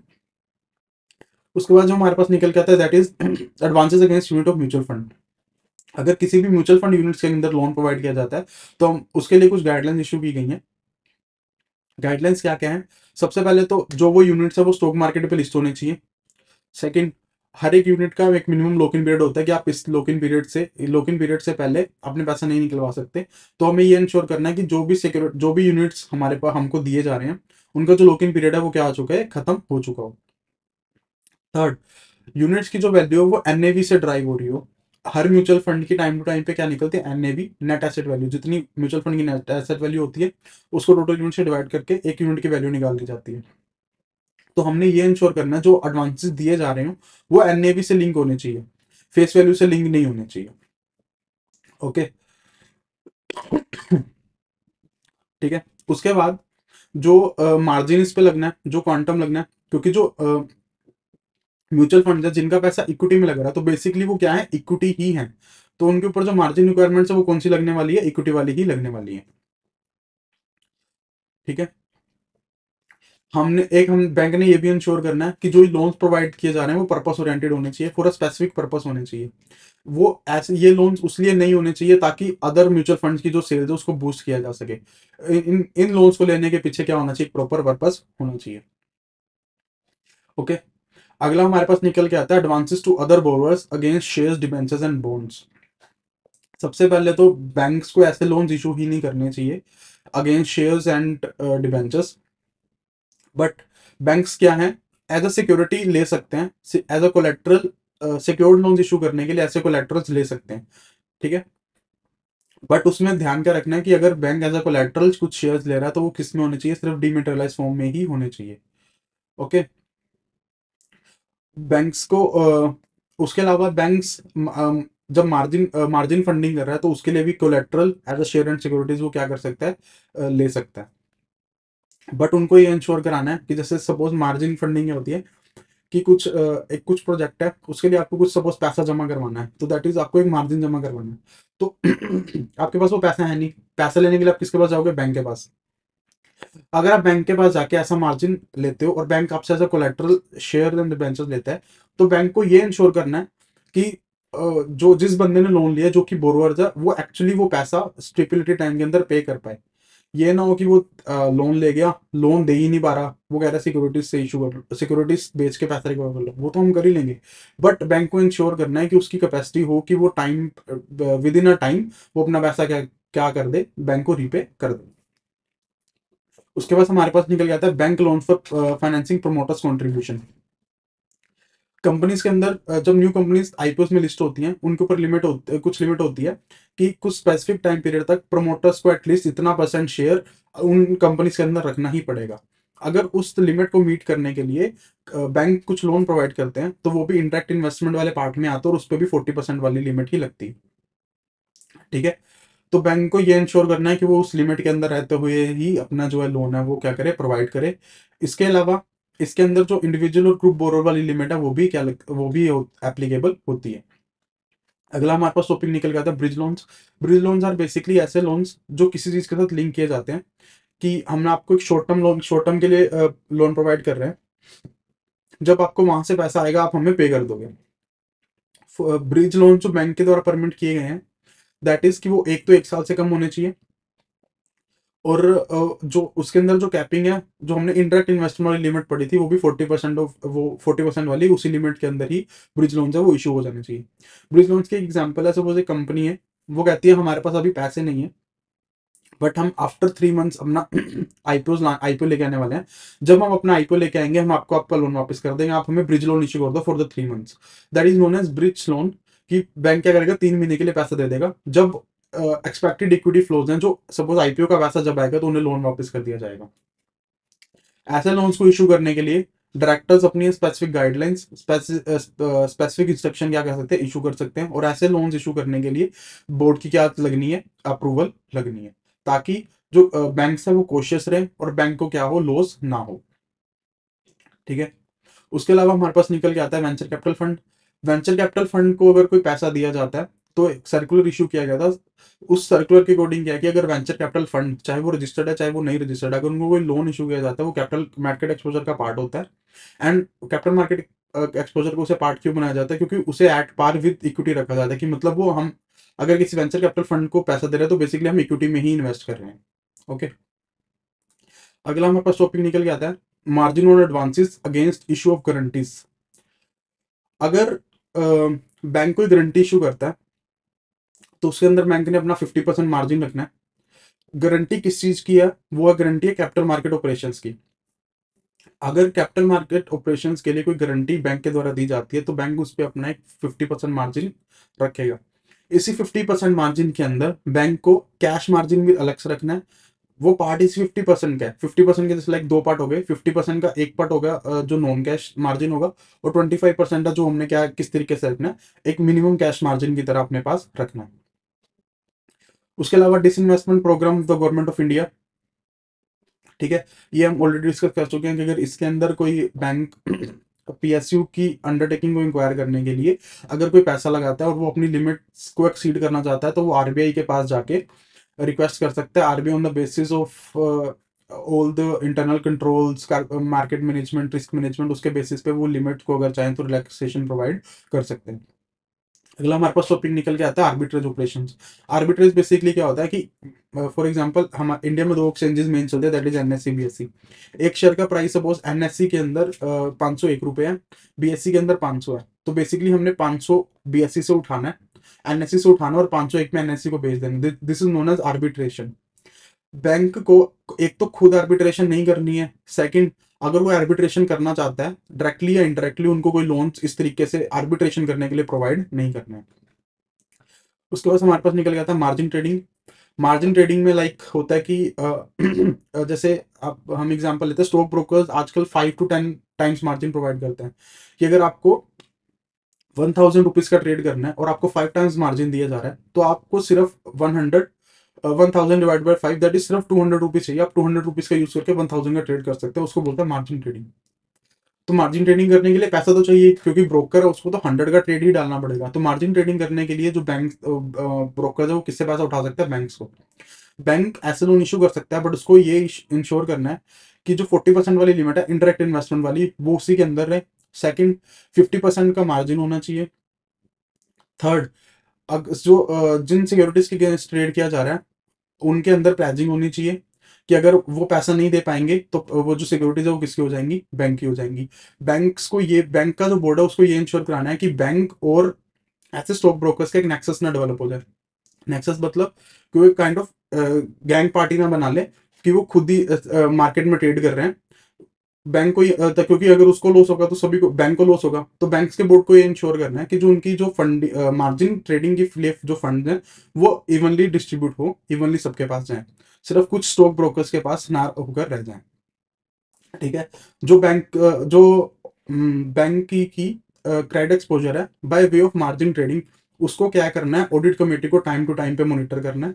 एंड कुछ अगर फैक्ट्स हैं जो डिस्क्लोज होने चाहिए उनको नोट्स टू अकाउंट्स में क्या करना है, प्रॉपर बेसिस पे डिस्क्लोज करना है। ठीक है। हमारे पास निकल के आता है अगला topic, that is cross holding of capital. Cross holding of capital मतलब एक बैंक के द्वारा दूसरे बैंक के दूसरे फाइनेंशियल इंस्टीट्यूशंस की कैपिटल को होल्ड करना। तो उसके अंदर क्या एक कैपिंग की गई है, कैपिंग किसकी गई है, 10% की। 10% किसका, बैंक के कैपिटल फंड का। एक बैंक अपने कैपिटल फंड का 10% से ज्यादा किसी और बैंक के equity shares, preference shares, subordinate debt instrument, ये 5 तरह की सिक्योरिटीज के अंदर इन्वेस्ट नहीं कर सकता। कि अगर उसका suppose capital fund is 1000 crore, 1000 crore का 10% दैट इज 100 करोड़। तो जो बैंक अगर किसी और बैंक के फाइनेंशियल इंस्टीट्यूशन के में इन्वेस्ट करना चाहता है तो 10% से ज्यादा वो इन्वेस्ट नहीं कर सकता। 10% किसका देखना है कि सपोज मैं बैंक हूं, मैं हूँ इन्वेस्टर बैंक। ठीक है।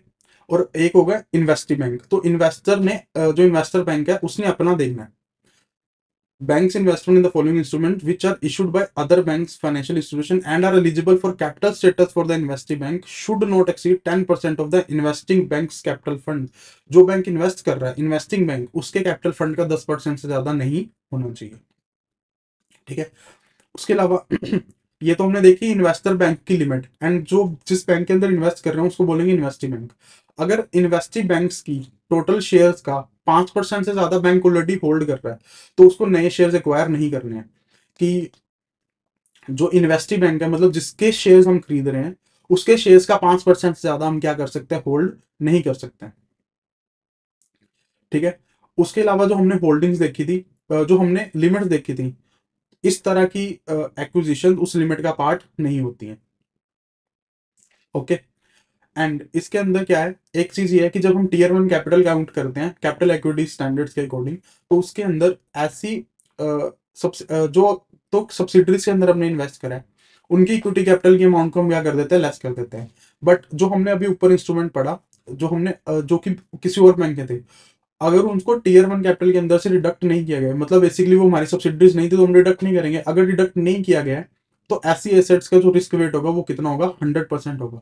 और 100% वेट के अकॉर्डिंग ही हम रिस्क कैपिटल एडुकेसी रेशो क्या करेंगे, काउंट करेंगे, मेजर करेंगे। ठीक है।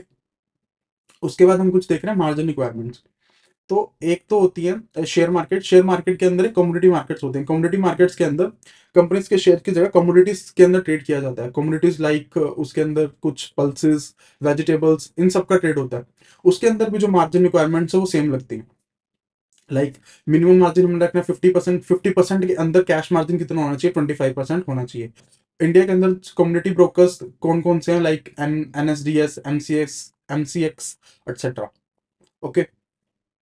इनके अंदर अगर तो करेंसी डेरिवेटिव है, करेंसी डेरिवेटिव्स के अंदर ट्रेडिशनल कैपिटल मार्केट एक्सपोजर के रूल्स अप्लाई नहीं होते हैं।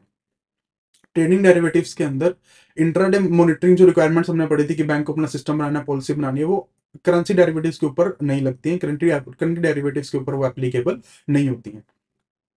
ठीक है। एक हमारे पास इसके अंदर टॉपिक निकल के आ रहा है, that is safety net schemes और public issue.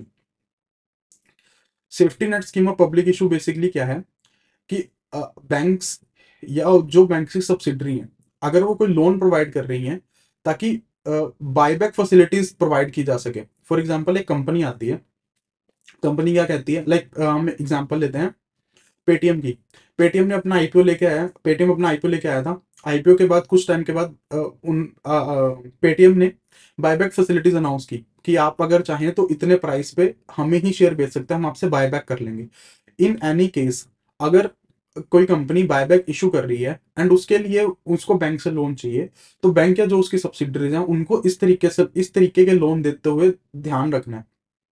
Reason being, buyback facilities में क्या कह दिया जाता है कि हम इस पर्टिकुलर प्राइस के ऊपर आपसे शेयर्स बाय करेंगे। एक पर्टिकुलर प्राइस के ऊपर बाय करना, तो देर आर चांसेस कि उनको लॉस हो, क्योंकि फिक्स्ड कमिटमेंट्स है। तो उस टाइम बैंक्स को लोन देते हुए क्या करना है, स्पेशल ध्यान रखना है। ठीक है। एंड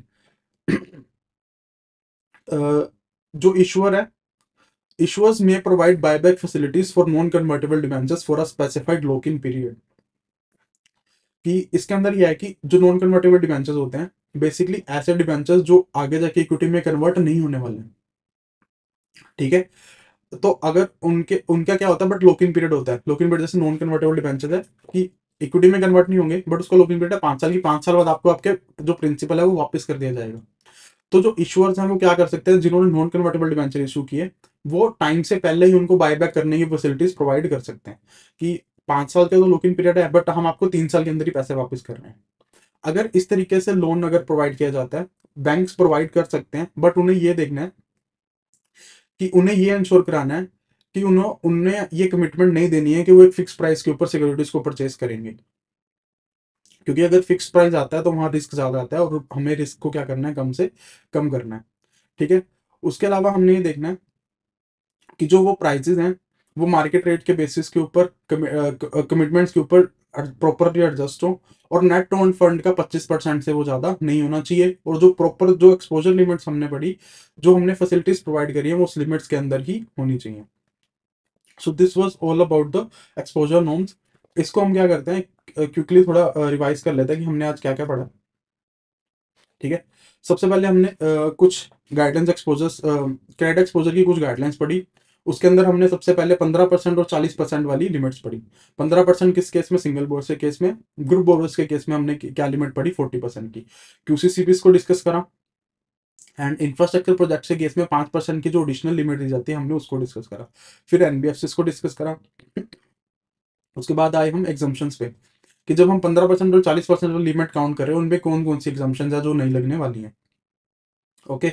उसके बाद हमने कुछ डेफिनेशंस देखी। डेफिनेशन में हमने एक्सपोजर समझा, करंट एक्सपोजर मेथड समझा, सीसीएफ को समझा। फिर हमने अपना क्रेडिट एक्सपोजर डिस्कस करा, इन्वेस्टमेंट एक्सपोजर डिस्कस करा, कैपिटल फंड्स क्या होते हैं, ग्रुप्स क्या होते हैं, रिव्यू क्या होता है, हमने उस चीज को डिस्कस करा। उसके बाद हम आए स्पेसिफिक इंडस्ट्रीज के अंदर इंटरनल लिमिट्स क्या है, उसको डिस्कस करा। अनहेज्ड फॉरेन करेंसी को किस तरीके से मैनेज करना है, रिस्क को किस तरीके से मैनेज करना है। एक्सपोजर टू रियल एस्टेट पढ़ा, exposure to leasing hire and factoring services पढ़ा। इंडियन जॉइंट वेंचर्स जो बाहर हैं, अगर उनमें इन्वेस्ट करने के लिए एक्सपोजर दिया जाता है, उसके ऊपर लिमिट्स को पढ़ा। कैपिटल एक्सपोजर के कंपोनेंट्स को हमने थोड़ा डिटेल में डिस्कस करा। उसके बाद हमने आईपीएस का कंसेप्ट समझा। फिर हम आए अपने टॉपिक पे, that is capital exposure limits. Capital exposure के ऊपर जो लिमिट्स लगाई गई हैं वो क्या क्या है। सबसे पहले हमने शेयर होल्डिंग लिमिट देखी। फिर हमने देखी कि डायरेक्ट इन्वेस्टमेंट पे जो लिमिट है that is 20% of net worth, and interact पे लिमिट है 40%। फिर हमने एक एक कंपोनेंट को डिस्कस करा। एक नेटवर्थ को डिस्कस करा कि नेटवर्थ क्या होती है। फिर एक एक कंपोनेंट को हमने क्या करा, डिटेल के अंदर डिस्कस करा। फिर हमने एट देन देखा कि अगर बायबैक फैसिलिटीज को प्रोवाइड किया जाता है, तो उसके अंदर जो लिमिट्स है वो किस तरीके से देखी जाएंगी, क्या एंड क्या बायबैक करने के लिए जो बैंक है वो लोन्स प्रोवाइड कर सकता है या नहीं कर सकता। ठीक है। हम जल्दी से सम अप कर लेते हैं। सम अप में बस वही है कि हमने कौन कौन सी लिमिट है, एक तो 50% individual borrowers, 40% group borrowers, and एक हमने जो मेन लिमिट पढ़ी कि अगर कैपिटल मार्केट के अंदर इन्वेस्टमेंट है तो उसके अंदर जो लिमिट है दैट इज 40%। बस ये ध्यान रखना है कि जो 40% कैपिटल मार्केट एक्सपोजर की लिमिट है that is 40% of the net worth, and जो 15% और 40% वाली limit individual borrower group borrowers के लिमिट में है, that is the limit on capital funds. ठीक है। So this was all about the exposure no. आज का हम लेक्चर यही खत्म करते हैं। आपका कोई डाउट हो तो आप टेलीग्राम ग्रुप में हमारे डाउट क्लियर कर सकते हैं। आज के लिए इतना ही, बाय बाय।